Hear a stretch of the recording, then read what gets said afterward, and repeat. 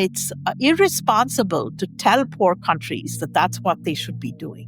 The ban has become a ban on the poorest. My definition of climate justice would be really focused on making poor countries richer. I think that is really how they would become more resilient to climate. Welcome to Saving the World from Bad Ideas. I'm Mark Lynas, and I've had a few bad ideas in my time. I used to go out in the nighttime to destroy GMO crops, and I also opposed nuclear power. But then when I looked at the science, I found I got it wrong. Oops! I've learned the hard way that none of us are right all the time. So now I'm here to challenge the assumptions that we all too often take for granted, because the future depends on us getting it right.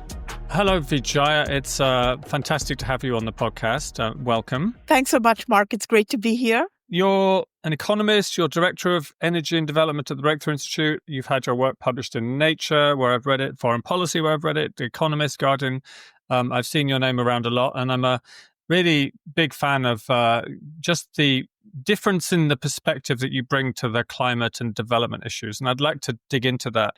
And I actually really thought about you when I was at Baku at the COP. What was it, COP 20 something? I can't even remember now. There's been so many. And there were these, same as there always are, there were these climate justice activists, young kids really, with their placards saying, ban fossil fuels in the global south now and stop funding fossil fuels. And of course there were, I don't want to put this the wrong way, but they were mostly white, they were mostly global north, you'd probably say.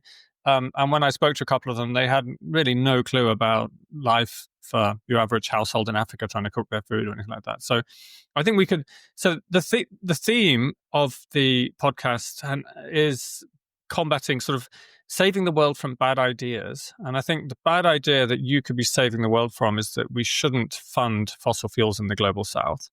And I guess I just have to ask, why not? You know, why can't the developing world just go straight to clean energy, invest in wind and solar, leapfrog the fossil fuel age altogether, and everything will be hunky-dory? So let's start with what you mentioned briefly, Mark, which is what people cook with in poor countries.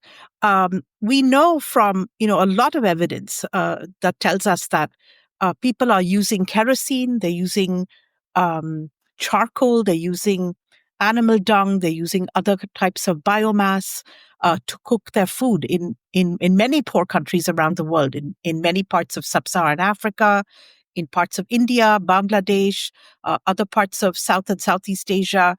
And we know that this is really bad for people, for women who do the cooking mostly, for children in the household, for everyone in the household, older people, other members of households. We know that cooking with biomass and with these types of fuels is terrible for the lungs. It's terrible for overall health. We know that 3.8 million people die every year from pollution due to household cooking with things like charcoal and biomass. That is more deaths than malaria, tuberculosis, and HIV/AIDS combined. And one solution to this problem of cooking with charcoal and cooking with biomass is liquid petroleum gas, LPG, which is either delivered in cylinders or delivered through piped means. LPG cooking is clean cooking. It's far better for health than cooking with biomass and cooking with animal dung or with charcoal. And on top of that, it's actually better for the environment than these traditional forms of fuels. But LPG is a fossil fuel, and it is derived from petroleum. And these are the sorts of realities, I think, that confound the argument that fossil fuels broadly are bad for poor people or bad for poor countries, and that poor countries should only invest in wind and solar. It's very difficult to cook with wind and solar, almost impossible, in fact. And, LPG cooking presents so many advantages. It's better for the environment. It's better for the women who do the cooking. It's better for children in the household. It will reduce the disease or the morbidity from inhaling, very harmful pollutants. And so I think these are the realities that one needs to recognize before advocating for blanket bans on fossil fuels. But there are many other things that we can talk about as well. Yeah, I think we should spend a bit more time on the cooking issue, actually, because Sure. it's so important. And actually, I've been digging into this a lot. I'm currently working on a report for We Planet about the LPG issue. Um, and it just really struck me how hypocritical the position of kind of the global north is in arguing that Africa shouldn't increase its LPG use. And actually, it could probably be carbon positive. I mean, I read somewhere that 100 households switching to LPG would save 1 hectare, which is 100 square meters of forest each. So, the fossil fuel use might increase in the sense of LPG, but actually, if you're not cutting down the forests and burning them for charcoal and for wood for cooking food, then overall the carbon picture would even be positive. Yeah, that's correct. I actually think LPG cooking is better for the environment than using traditional fuels. I mean, charcoal is terrible for the environment, and biomass, other kinds of biomass, whether it be animal dung or other kinds of things, are not good for from a carbon perspective either. There's also a pollutant called black carbon, which is terrible for the environment, which is associated with these types of traditional fuels. So in many respects, LPG cooking presents not just an improvement for the health of women, which I would argue is a goal in and of itself. I would argue that that supersedes other types of goals in poor countries. But even if we set that argument aside, even if we include, climate change as our top priority, LPG cooking would still be better than what many households are using in poor countries. So I think the problem is more complicated, and as you say, we need to look at all these different aspects. How much forest is being cut down? What types of pollutants are inside these households? What is the sort of net effect, rather than just advocating for a blanket ban? That's right, and even if you forget about the forest altogether, I mean, I crunched the numbers, and I think I worked out that so LNG, which is liquid natural gas, currently under construction in just Germany, right? So the new LNG import terminals, which Germany is building to replace the loss of Russian gas, that's 3 times the entire sub-Saharan Africa's use of LPG energy, just in one country, in Germany. And they're the ones presumably telling the MDBs, World Bank, multilateral development banks, not to fund fossil fuels in the South. Is that right? So the hypocrisy on this issue is astounding. Germany leads in its arguments inside the World Bank and other multilateral fora that poor countries should only be using wind and solar, and that these banks should only be financing wind and solar. But Germany is probably it ignores all rules when it comes to itself. So it has, as you know, shut down its nuclear power plants in favor of expanding its use of coal. The most recent coal mine that it has expanded uses lignite, which is the dirtiest form of coal. It has, after the Russian invasion of Ukraine, turned to LNG, which is sourced now from all over the world. I understand that it is building 4 new LNG terminals at its ports to receive LNG, including from Africa. And there the hypocrisy is enormous. So Africans themselves cannot use LPG fuel and cannot use fossil fuels for their own use. But Germany and other European countries are perfectly happy for these same Africans to export the LNG that they have to Europe. So there is sort of no end to this hypocrisy, in my view. And Norway, I think, was also singled out, right? Tell me the story there. So Norway is interesting, right? Norway is the second largest exporter of gas, I think, now, next to the US. I mean, at times it's been the top exporter, a huge exporter of gas. I think, over 10% of its GDP, over 10% of its employment is related to gas. Certainly, its funding of its benefits, everything from parental leave to other types of benefits, healthcare, and so on, funded by revenues from its gas exports. So Norway has benefited enormously from natural gas exports, from the use of natural gas. Yet Norway has been one of the leaders, along with Germany and others, advocating that poor countries should not exploit their natural gas reserves, that in the name of climate change, we should only be financing wind and solar in Africa. There is this sense that, for poor countries, they should not be using any kinds of fossil fuels because we are really worried about climate change. But in Europe, the argument seems to be that countries can use any fuels they want in the name of energy security. So there is an enormous hypocrisy there in terms of how the rules apply and where they apply. And I think that it's had devastating consequences. We are now, at the end of almost a decade where the multilateral banks have financed hardly any natural gas projects. And for the almost billion Africans who have unreliable, expensive, or no electricity at all, this has been, I think, a really sort of difficult challenge and really difficult for them to lift themselves out of poverty when these sorts of policies are adopted. Yeah, I mean, in Europe, I looked up the latest figures. There's 11 LNG import terminals currently under construction. There's 39 more proposed. I mean, the carbon budget for that doesn't bear thinking about, but I imagine it's pretty much comparable with all of sub-Saharan Africa, if not more. And, it's not like the global north has actually given up on fossil fuels. So it seems to be one rule for us and one rule for them. Very much so, Mark. So, the US is now producing the most oil it's ever produced. And that benchmark was hit during the Biden administration, while the administration was arguing at the World Bank and other places for a ban on financing of fossil fuels in poor countries. The US became the world's largest oil producer. It is now, of course, the world's biggest natural gas exporter or close to it, along with Qatar. In other countries, we've seen exploitation, new sources of fossil fuels being exploited. The UK is eyeing the Rosebank oil field. Germany, of course, is continuing its use of coal. So an enormous amount of hypocrisy. I don't see any rich country cutting back in any meaningful manner on its use of fossil fuels. Of course, there has been an increase in renewable energy in the US and elsewhere, but that has come on top of its use of fossil fuels. I don't see much substitution anywhere.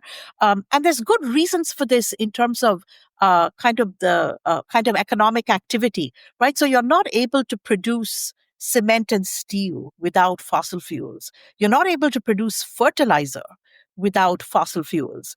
There's many things you can't do if you want to pave roads or you want to build buildings that are resilient to weather events or weather shocks. You need fossil fuels as an input. You need gas as a feedstock for fertilizer. It's very difficult to do these things and to grow your economy without using fossil fuels. Every rich country knows this, which is why nobody is really cutting back on fossil fuels. But they're very happy to tell Africans that they have to do everything, lift themselves out of poverty, using only renewable energy. The arguments make no sense from a perspective of economic growth.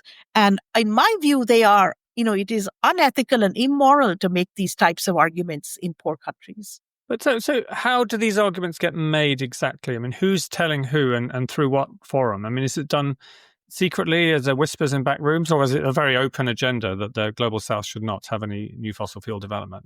It's a very open agenda, Mark, because I think in large part, Western governments are appeasing their domestic environmental constituencies with no domestic cost. So it is very easy for the US government to appease NRDC or the Sierra Club or Greenpeace with a ban on fossil fuels or the financing of fossil fuels in poor countries. That doesn't mean Americans have to pay any price at all. There's no cost at all domestically to enforcing these types of bans. And unfortunately, you can, in fact, enforce the ban because poor countries need international guarantors for financing. That's where it bites. So, you can tell India to ban its use of coal and nothing will happen because India can go to international markets and borrow on international markets to finance its coal, finance its energy plans. And India has a wide mix of energy sources that it uses, and it finances most of that through either its own domestic resources or through international borrowing. For the poorest countries in sub-Saharan Africa, for many countries in sub-Saharan Africa, that's not an option. They're not able to go on international markets without a guarantor. And that guarantor is typically a multilateral bank. It's either the World Bank or EBRD or, one of the other multilateral players. So this ban on the financing of fossil fuels is a binding constraint for only the poorest countries in the world. It's not a constraint for the emerging markets that are major sources of emissions. Brazil, Turkey, India, they can all go to international markets. It's only the African countries, only the poorest countries that are the victims of this ban. And the tragedy of that is that these are also the countries that are the lowest emitters in the world, the ones that most desperately need at least some fossil fuels to switch to clean cooking, to pave roads, to build buildings that are resilient, to produce some cement and steel, and most importantly, to produce agriculture, other types of, to produce fertilizer and other types of agricultural inputs. So the ban has become a ban on the poorest. Not on anyone else, and certainly not on the 10 largest emitters of the world, which I think account for 70% of carbon emissions. So the sort of the silliness of this strategy is also apparent to me the more I look at it. It doesn't solve climate change. It doesn't help countries who are trying to grow out of poverty. It's not clear what the purpose of this type of fossil fuel ban is, except to sort of appeal to environmental constituencies within these countries. And to me, that is just, again, as I said, very immoral. Tell me quickly about the energy inequalities. I mean, what's the difference in electricity use, let's say, between, I don't know, an Ethiopian or a country that you've got a number for versus a country in the global north, just so people don't really understand how drastic this is? It is actually really hard to explain, particularly to Western audiences, because it is so drastic. So Americans consume 13,000 kilowatt hours a year in electricity. In sub-Saharan Africa, that number is 1/100th the amount that Americans consume. So in Ethiopia, it's 130 kilowatt hours a year. So exactly Africans 100 times less. Exactly in Ethiopia. Wow. Yes. Wow. So, it's just the difference is just sort of astronomical. It's actually very hard to convince a well-off person in a Western country what it's like to live on 130 kilowatt hours of electricity a year. It basically means that you don't have electricity for much of the day. You don't have an internet connection that works 24/7. It's often very difficult to do what we are doing right now, record a podcast across international borders without being cut off or being interrupted by a poor electricity supply. Many Africans don't have any electricity at all. Certainly 600 or 700 million people suffer from either no electricity or very little electricity. What is available is quite expensive and it's definitely intermittent. It's very poor quality supply. And so what does this mean? It means basically that schools don't have power for much of the day. Hospitals don't have power often, which could mean life or death, particularly for infants, for, very sick people. It means that, it's really hard to run a business. It's very hard to do any kind of manufacturing that requires continuous electricity. That's kind of how it translates. So if you're a farmer, it's very hard to have any reliable supply of water because irrigation requires power. So then you're reliant only on rainfall, which, as we know, is becoming more variable and harder to kind of rely upon. So these are the sorts of constraints that are kind of the daily problems that people face. And I think in the rich world, the US and Europe, where we take electricity for granted.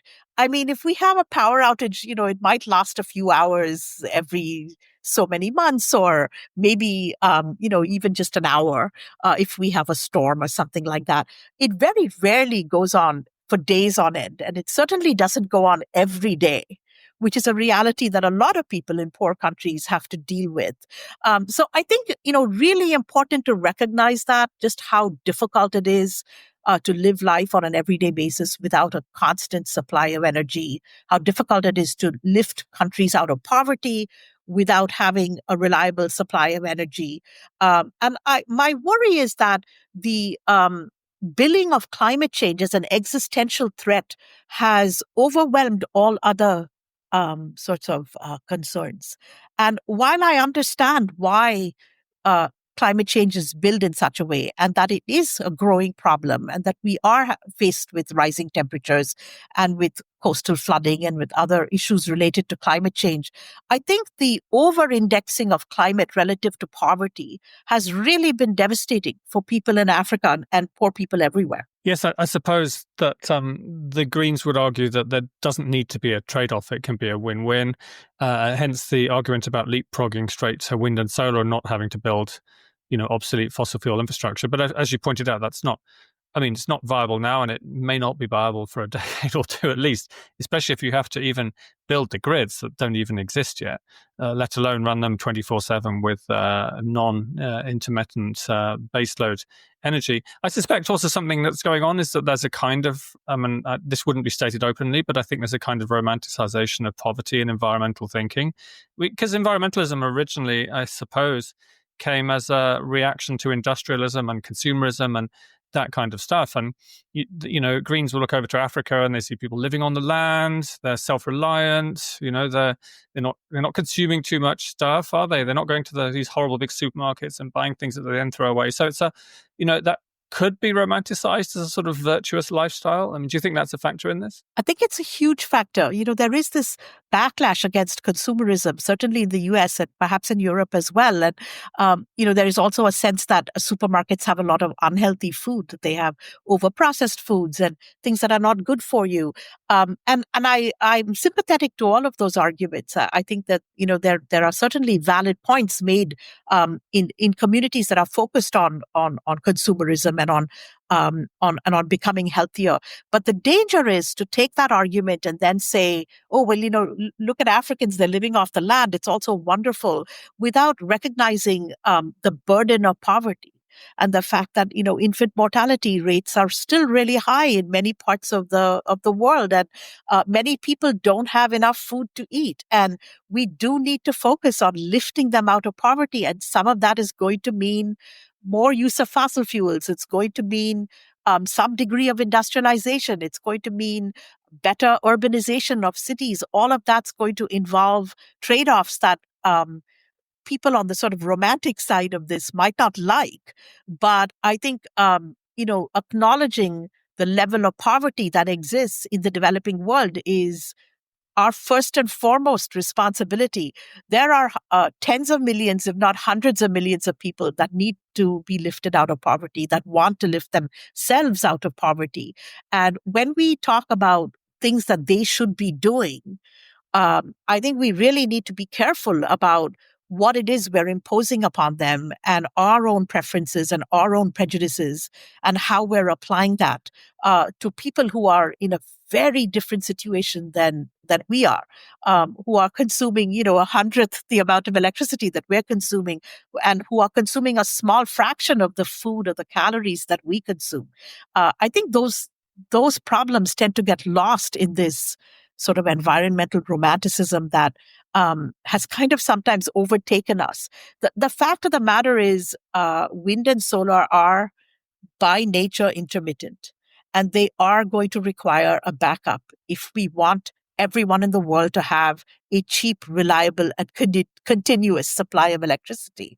And that's a reality. And until battery storage costs decline by, 90%, which is probably going to take some time, we will need fossil fuel backups, whether it be gas or whether it be some other fossil fuel. It's not going to be possible to supply electricity with wind and solar alone. And it's irresponsible to tell poor countries that that's what they should be doing.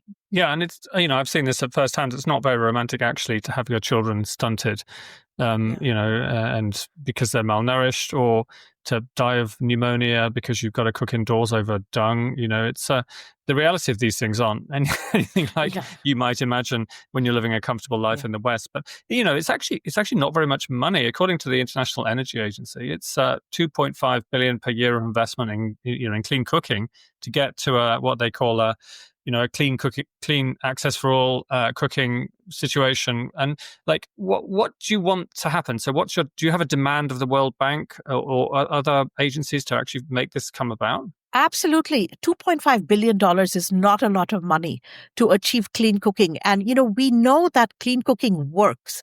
There are, well documented studies about the success of clean cooking in places like China and India. While, during the period when India could afford gas cylinder rollout, there was a big rollout, and it had huge effects in terms of improving the quality of life of women and children in the households. It improved their levels of well-being. It reduced indoor air pollution to a significant degree, reduced the number of deaths from indoor air pollution. 2.5 billion is not a lot of money. The World Bank, if it focused on meeting that goal, on raising money through its shareholders to meet that goal of 2.5 billion a year for clean cooking, it could solve the problems of literally millions of people. And unfortunately, clean cooking has gotten caught up in this conversation around wind and solar only. And while the bilateral agencies and the multilateral banks continue to say that clean cooking is very important in poor countries, they have not raised the money for it because they are sort of restrained by their rich shareholders who don't want to see any kind of financing going towards fossil fuels. I think of all the sort of crimes associated with this wind and solar only debacle, that's probably the worst. To me, it ranks as the sort of the one of the worst in terms of hypocrisy. It is well established that clean cooking helps poorer households, and in particular, it helps women and children who carry out most of the chores and do most of the cooking. And so Well, I think it's it probably really has a death toll attached to it. I mean, there's a death toll. The WHO says 3.8 million people die from indoor air pollution every year. So that is more than tuberculosis, malaria, and HIV/AIDS combined. So for a small amount of money, $2.5 billion, you could reduce a significant number of those deaths. So to me, it's probably one of the worst outcomes of this push away from fossil fuels.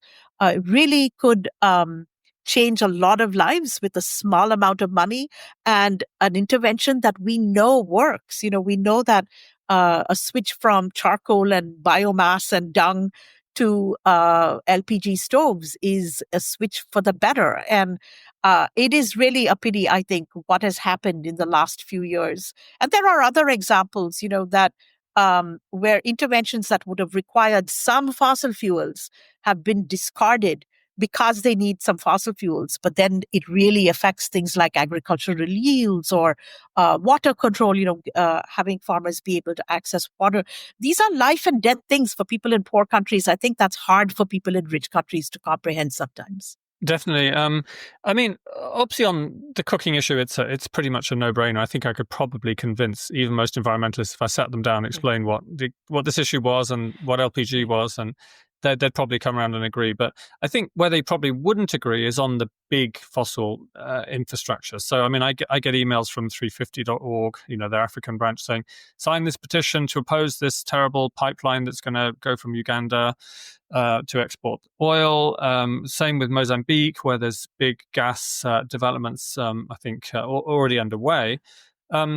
Is there a different issue here regarding the very big sort of upstream fossil fuel investments in Africa in particular? Not to my view, Mark. I think that these pipelines that are being built are going to bring much needed foreign exchange to these countries that can be used to purchase all sorts of things that Africans need, everything from more infrastructure to better schools, to better hospitals, to better roads. So I think the foreign exchange earnings are significant. We are going to see some big oil fields or gas fields come online. The GTA field off the coast of Senegal and Mauritania, the Mozambique field, the East Africa pipeline, which has attracted a lot of attention from environmentalists. I think the question is, for how long are we going to need some types of fossil fuels? And my view is we are going to need some fossil fuels for a while. It's not going to be possible to just shut all these pipelines down and hope that Africa develops with wind and solar alone. Unless we have some big breakthrough in storage, I can't see it. even kind of the physical storage, not just the cost of storage. The cost of storage is really high. The types of storage we have is quite limited, even more limited in African countries. And so I think until we solve that problem, it's unfair to tell Africans they can't exploit what they have. Africa sits on 600 trillion cubic feet of gas, 200 trillion cubic feet of that is in Nigeria. Nigeria has an energy plan that involves an emphasis on renewables. It's interested in an energy mix, but it also wants to develop some of its gas reserves. And I think most African governments want to develop some of their gas reserves because they see these reserves as a source of foreign exchange, and then eventually a very important source for domestic use in terms of building out their energy capacity, keeping in mind that the amount of energy these countries are currently using is very, very low. And, as the Energy for Growth Hub points out, if you triple Africa's gas consumption, you will add 1% to global emissions. So these are not going to be huge game changers in terms of emissions levels. These are pipelines and projects that will add to foreign exchange, that will improve the domestic energy mix, and aren't going to make much of a difference to carbon emissions. For carbon emissions, you want to be looking at China and India and Russia and Turkey and Brazil, the big emerging markets, or the big producers of fossil fuels. Mozambique, Tanzania, even Nigeria are not making that much of a difference and won't for a long time. And I think even if we can give them a decade of flexibility to use fossil fuels and to help finance them even for a decade, maybe 2 decades, even that won't make that much of a difference to emissions levels. The emissions levels need to be cut in rich countries, and they need to be cut in the very large emerging markets. So if we look at the growth in emissions since the Paris Accords, 90% of the growth in emissions since the Paris Agreement was signed is from China.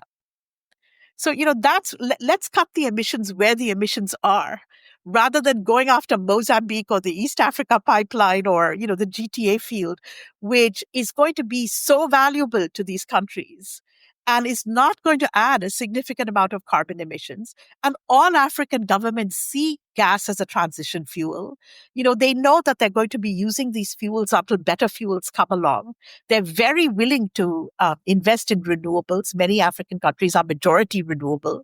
It's not like they're resistant to that idea. They like the idea of clean fuels themselves. I think they are looking at this as part of the mix. And, we need to be respectful of that and not sort of have these knee-jerk reactions to projects in Africa, while in the rich countries, we're doing whatever we like and emitting all sorts of carbon everywhere. But I mean, if I could just push back on that a bit, I mean, Angola, Nigeria, I mean, these countries are not exactly development miracles, and they've been exporting oil for a long time. They tend to get taken over by kind of kleptocratic authoritarian regimes, and very little of the wealth ever reaches poorer people. So how do I'm sympathetic to your argument, but it's not as if that wealth from the fossil fuels is ever actually going to reach poorer people in any of these countries, is it? I agree with you on that, Mark. I think that requires a different set of interventions, right? So we need to be working towards better accountability systems, better forms of governance, helping sort of civil society hold governments accountable. I think there's a set of interventions there that needs to go along with these investments in gas pipelines. But I don't think that's a reason to not invest in gas pipelines or not invest in LPG or not invest in LNG. I think it's a problem that we should recognize that there is an overall set of governance issues that has to be addressed around the management of all natural resources, not just natural gas, and that we need to help Africans, help the people in these countries hold their governments accountable. So, this argument doesn't apply just to fossil fuels. It also applies to critical minerals, which are key for renewable types of energy systems. So, we are now looking at the inputs for electric vehicles, the inputs for cell phones, the inputs for all sorts of clean energy systems that will involve critical minerals, which for which Africa has huge deposits. The same set of governance problems applies. So, I sometimes hear the argument that, oh, well, if we shut down the oil production and the gas production, these governance problems will also be addressed because, if we look at the past, the governance problems have sort of overtaken the benefits of oil and gas. The governance problems, I think, kind of remain, even if we switch to a different set of energy sources. Yeah, if you look at we cobalt in the yeah DRC, I mean, the yeah story is the same, isn't it?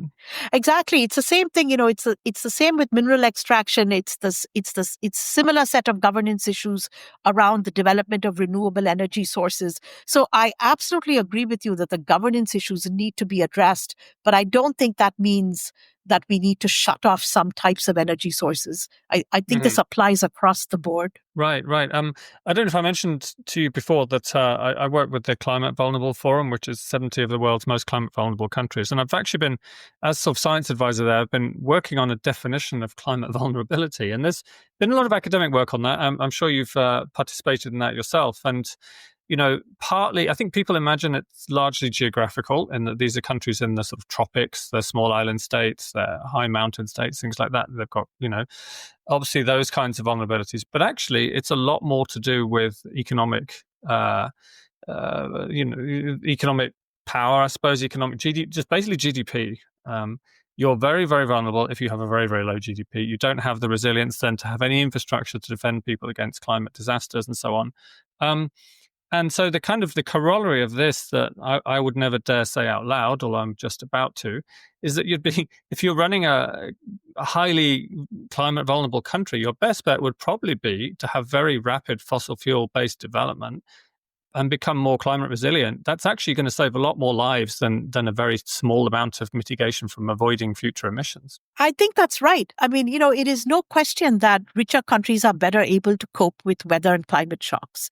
And it's probably the best intervention one can design to address climate change or to adapt to climate change is to become richer. Because that means that you'll have early warning systems, you'll have hospitals that work, you'll have schools that work, you'll have roads that are paved and won't collapse in a weather event, or buildings or homes, offices, hospitals that won't collapse during a hurricane or during a weather event. So there's no question that becoming richer, lifting yourselves out of poverty is the best solution for climate adaptation. And for that, you need a lot of energy. It can come from renewables and some of it will have to come from fossil fuels. But you need a lot of energy to be able to invest in systems that will make you better suited to adapt to weather shocks. There's no question that for a country like Bangladesh, which repeatedly suffers from coastal flooding, investments in energy are probably the most significant thing it can do to become less vulnerable to coastal flooding and to typhoons and so on. Telling countries that are climate vulnerable that they should not be investing in fossil fuels makes no sense. Telling them that they should only invest in renewables because they're climate vulnerable makes no sense. Climate vulnerability and adaptation to climate is the big problem for the poorest countries that are not major emitters, are not going to become major emitters anytime soon. For them, it's all about adapting to shocks. And I absolutely agree with you that investing in energy, and that will necessarily include some fossil fuels, will probably be the best way to become less vulnerable to typhoons, to hurricanes, to other types of weather events. Extreme heat, you need air conditioning. Air conditioning requires energy. So, I think that's the paradox, right? It's not that countries are vulnerable because they're using fossil fuels. It's countries that are vulnerable because they're poor, and investing in more energy and that will allow them to become richer and more resilient is probably more important than most other things. Yeah, I mean, it's not just a paradox, it's actually a taboo. I mean, I actually feel that you can't say this out loud. I mean, I know you did, but you probably received a lot of criticism from doing that. It just makes no sense to me kind of where this conversation has come. I understand why we need to have a conversation on climate change and why climate change is important and why we need to address it. But the way the conversation has evolved makes no sense to me. It's become a conversation where rich countries are telling poor countries what to do. and are imposing their views on poor countries while really not taking much action themselves.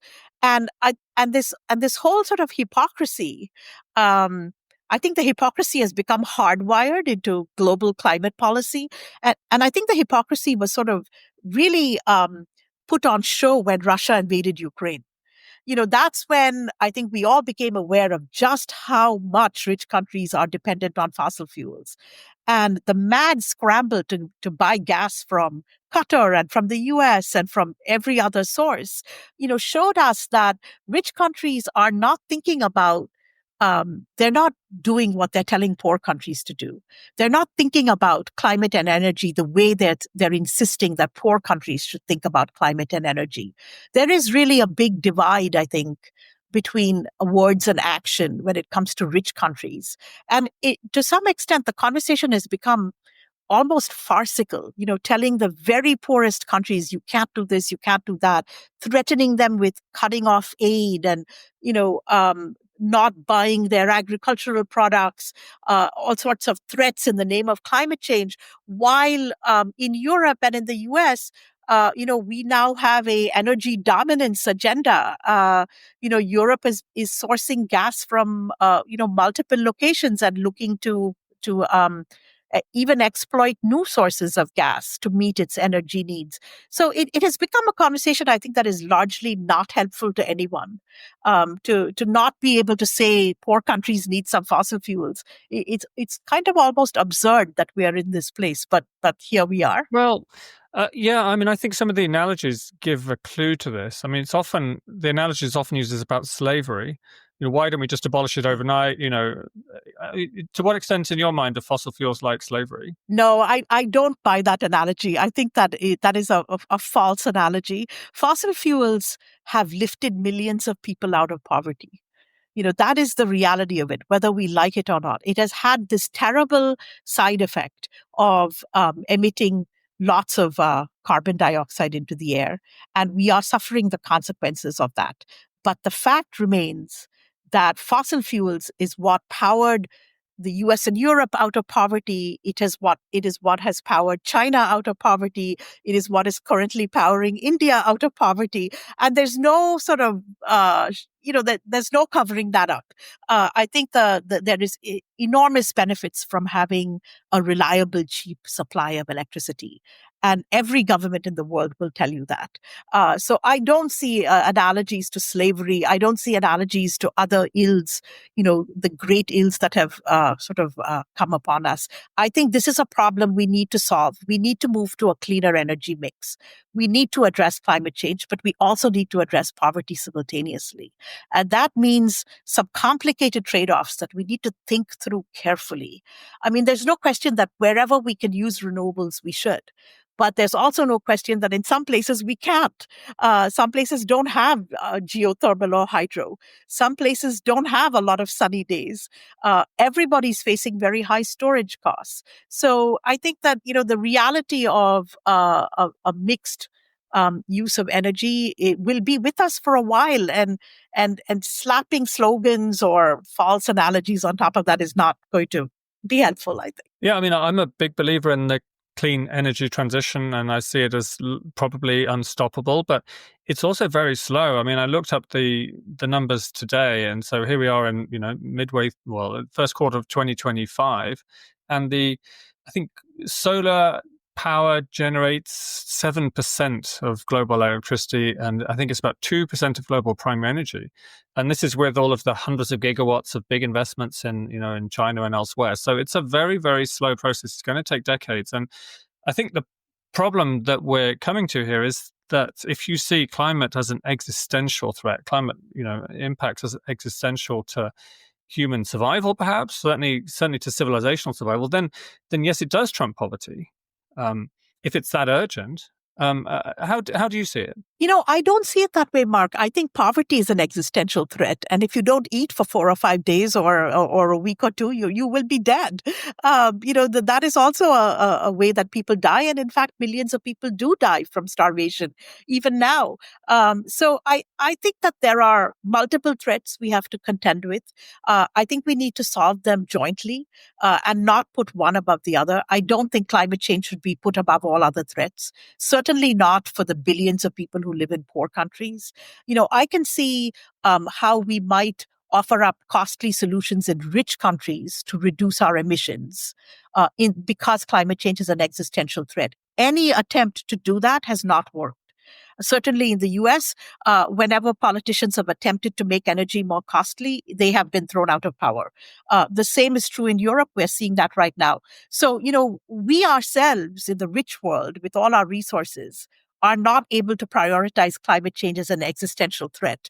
We want cheap energy and we want more and more and more of it. And, the whole AI data center thing is just making this problem even more important. Everybody wants new sources of energy to meet the needs of data centers and to be able to use AI whenever you want and so on. So in the rich world, prioritizing climate change above all else is certainly not happening. In the countries that are the largest emitters, or have historically been the largest emitters, the Europeans and the US, we certainly do not want more expensive energy in the name of climate change. So I think to say that it's an existential threat, but it's really an existential threat that should be dealt with by Africans and Africans alone makes no sense to me.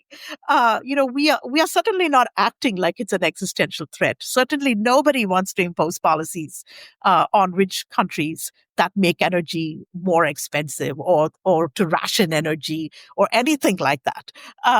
Nobody wants to do any of that in the rich world. So I think telling the poor world that climate change is an existential threat, and so you shouldn't be using gas or fossil fuels, or you shouldn't be making fertilizer, just doesn't make any sense at all to me. To me, it's kind of the ultimate hypocrisy. You go after the countries that are the lowest emitters, the poorest countries, the ones that are most reliant on the global system, and you sort of tell them, you're going to have to cope with this problem, and we'll just do whatever we like because we like our new AI tools and we like our continuous supply of electricity. So I think that's kind of where we're at. And, it comes back to this issue of hypocrisy. We've not really addressed the problem. As you point out, we haven't got as yet a very significant amount of renewables into the mix. But rather than kind of think about how we might be doing that in rich countries, we are sort of turning to poor countries and telling them kind of almost in a Malthusian way, we don't want you to be using any more energy. We're afraid of what's going to happen when you increase your numbers of population or you use more energy, but we'll do whatever we like. And that to me just seems like just really a very unethical way of going about things. I'm sure you're right, but I think it's obvious why it happens. Though also, it's a lot easier for me sitting here in the UK to cut potential emissions in Mozambique by stopping them developing their gas than it is for me to cut my actual emissions by flying less or reducing my electricity or whatever else it happens to be. Right. Exactly. It's just far easier to impose these views on people outside and on constituencies that are not your domestic constituency. So it was very easy for, the U.S. government to go to international fora and proudly proclaim that they are no longer financing fossil fuels internationally. And I think to the casual observer, one might sort of end up with the conclusion that China and India no longer have financing for fossil fuels because of this policy or big emerging markets. But that's not true. In fact, they can finance all the fossil fuels they want. The only place where these policies have been binding are in the poorest countries that need these international guarantors. So I think that became kind of the way rich countries dealt with the climate change problem. They made these grand announcements about banning international financing. And I think for most people, you sort of felt relieved that all these other countries wouldn't be using fossil fuels. But no, it actually only mattered to the poorest countries, and it really only prohibited the use of energy where it's most desperately needed. So a very poor outcome all around.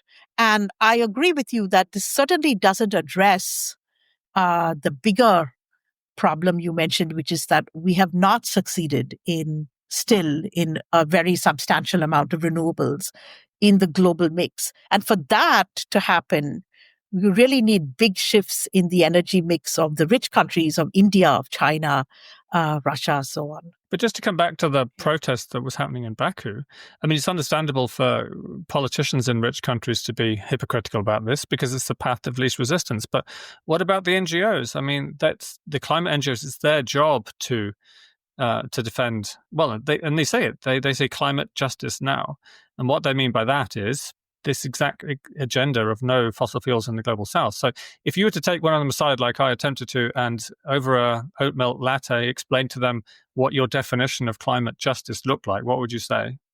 My definition of climate justice would be really focused on making poor countries richer. I think that is really how they would become more resilient to climate. I feel like the climate NGO conversation has been very much driven by climate NGOs in the rich world. I think that has really been they have set the tone of the discourse. And that is an unfortunate outcome because I think the messaging has often been kind of adopted sort of on a mass scale without a lot of thought into what this means. I'm sympathetic to NGOs that want more renewables in the mix and that want more financing for renewables in Africa or elsewhere. I think that we should be looking at all possible options to increase renewables in the mix. I think where this argument falls apart with the climate NGOs is this complete sort of lack of technical understanding or lack of acknowledgement of the fact that you can't do a lot of things with wind and solar, that they're intermittent by nature, that storage costs are really high, that Africans barely have any electricity, that we need to build roads and schools and hospitals. You can't do that with wind and solar. I think that set of technical arguments has kind of been discarded, set aside, not acknowledged in favor of this kind of global slogan on existential threats and so on. To my mind, very much driven by the NGOs in Western countries and to great harm, I think, to poor countries. So climate justice is doing what the Western NGOs want, it seems in reality. Yeah. I think, unfortunately, the climate justice conversation has become kind of very blurred. It's very hard to know, what the meaning of climate justice is when you look at some of the websites of the big international NGOs. Does it mean people are more resilient to climate change? Does it mean that they're able to feed themselves better? What is the goal here? No, really, it seems to be the websites are all focused on reducing emissions. And while I see the point, I think for the very poorest countries, it's much more about adaptation than it is about climate mitigation. And adaptation means having more resources. It means abundance. It means, having more food, more energy, better quality buildings. And that's not going to happen with wind and solar alone. So I think we need to kind of disentangle some of these arguments, become clearer about what we're trying to say.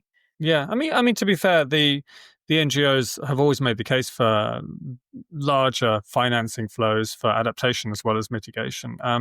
But the money has not to go into fossil fuels. That's always been clear. So that's I think where the paradox is really. I mean, you wrote an essay I think it was in Foreign Policy not long ago saying, well, given that Trump's now pulling out of the Paris Agreement, that the poorer countries should quit altogether and protest against this green colonialism. I mean, were you just being provocative or did you really mean that? I feel like the cops have descended into into sort of a situation where poor countries really never get what they want, whether it be more money for adaptation, which is critical, or a loss and damage fund, or other types of things that will help them cope. Rich countries are making promises that they won't keep. I have little faith that they're going to deliver $300 billion a year in climate funds. 300 billion, actually, isn't it? Yeah. 300 billion, yeah. 300 billion a year in climate finance to poor countries. I don't think that's going to happen. I think that, the US pulling out is going to have very significant consequences for this coming COP and maybe future COPs. So, my view was, let's kind of work on solutions that kind of make sense for poor countries rather than having these fora where promises are made and not kept. And we've had 30 of these COPs now. And I feel like poor countries have really not gotten a good deal out of them. Very few countries that signed the Paris Agreement that are major emitters have really made very significant shifts to their emissions. What we've seen is that most promises have not been kept, I think. And some money has been delivered, but late and, certainly not in the amounts promised. And now we have this big shift with the US pulling out. I think it's a very significant shift in terms of what's going to happen in terms of kind of future international meetings, not just COP. And so for poor countries, maybe this is a time for a reset and a time to think about trying to achieve goals of energy abundance and, improving the amount of renewables in the mix through other means than the COP process. I think that's kind of where we were at when we wrote the piece. But mostly, we focused in that piece in foreign policy on the hypocrisy, the fact that rich countries are continuing to develop new gas fields and do all sorts of things in terms of expanding their use of fossil fuels while continuing to impose bans, and so this whole situation to us it seems to call for a reset. I also read somewhere that you were critical of USAID. This is obviously under the Biden administration, for saying it was pivoting to be largely climate focused. You must be delighted now that USAID has been effectively, just destroyed. So I'm not delighted at all about that, because what I really wanted is for USAID to return to its poverty focus. USAID has been a major supplier of foreign assistance across the world, and in particular the PEPFAR and the delivery of drugs to address HIV has been life-saving for millions of people in Africa. I think and around the world, what I was really concerned about was a quote from a USAID official that I saw online, where she said that she was proud for her efforts to turn it into a climate agency. My view, Mark, is that these development agencies should not become climate agencies. They can certainly focus on, improving the supply of renewable energy and helping countries lower their emissions, but that should not be the primary focus. I think the primary focus of the World Bank and the IMF and USAID and the other aid agencies should be the alleviation of poverty. That's what they are designed to do. That's what they were set up for. And this kind of ditching of the poverty goals in favor of climate goals, to me, is really kind of deadly for poor people. And it also, in some sense, doesn't make sense, because I come back to this argument that the poor countries are not the major emitters. The World Bank has zero control over the top 20 emitters in the world. So what is it doing? It's having Sao Tome write a net zero plan. Does that make any sense at all? Sao Tome accounts for some tiny fraction of 1% of global emissions, not even 1%. So, I see that shift away from a poverty focus doesn't make much sense for the multilateral and bilateral agencies that was designed and set up to help countries lift themselves out of poverty. That must remain their main focus. Certainly, they can invest in renewable energy, but USAID should not become a climate agency. USAID should certainly not be dismantled. It is a vital provider of bilateral assistance, the largest bilateral assistance agency in the world. And what it was doing in poor countries was absolutely vital for those countries.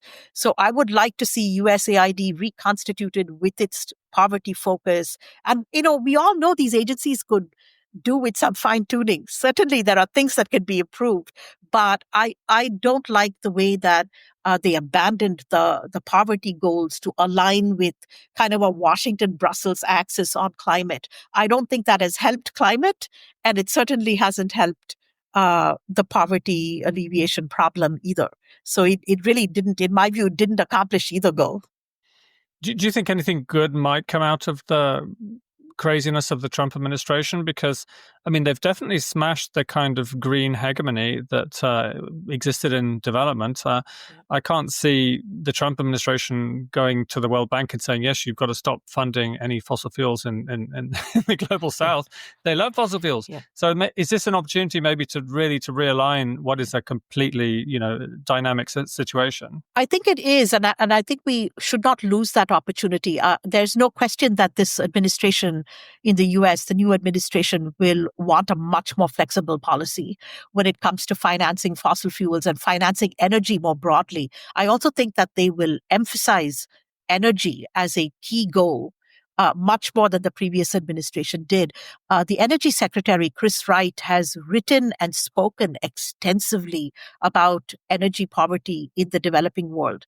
So my hope is that they push for a more sensible set of policies, that they recognize that the poorest countries are not the ones who just need to be prioritizing net zero above everything else, and that they encourage the World Bank and the other banks in which they are a major shareholder, EBRD, the Asian Development Bank, the African Development Bank, and IDB, the Inter-American Development Bank. These are all banks in which the U.S. is the first or second shareholder, or in the top five. And I think at all of these institutions, I hope that a more sensible set of energy policies will be put in place, and that there will be more of a focus on climate adaptation, which is what poor countries need, rather than telling them to cut back on energy use when they're barely using energy at all. So time for a reset, and maybe an opportunity for a reset. Well, one should be hopeful. Well, this is the first time we've ever said anything optimistic about the Trump administration. We've had several podcasts now where we're bemoaning just how dangerous the world seems to feel at the moment. And I'm not sure that they actually want to govern in any serious sense. And I suspect that Elon Musk will come in and fire everyone at the energy agency or whatever it is. But if you could be hopeful, then that's a nice message to end on. I want to be hopeful. I know that this is a very difficult time and very uncertain time. But I also feel like we need to try to move this conversation to a better place, to a more sensible place. And we need to think about ways in which we can do that. I couldn't agree more. Thank you so much, Vijaya, for joining us. You've been just a fantastic guest and a real breath of fresh air. So please keep up all the good work, and we'd hope to have you back on the podcast soon. Thank you so much, Mark. It was a pleasure speaking with you. Thank you. Thanks so much for listening to Saving the World from Bad Ideas, a We Planet podcast. We Planet's a movement of citizens and scientists dedicated to defending the science and solutions we need to save the world. Please do subscribe and share a nice review. It helps us spread the message. We'd also love to hear your feedback and suggestions at our email, podcast@weplanet.org. Please also join our podcast mailing list and we'll let you know when a new episode drops. Just go to savingtheworldfrombadideas.org or weplanet.org/podcast right now. See you next time.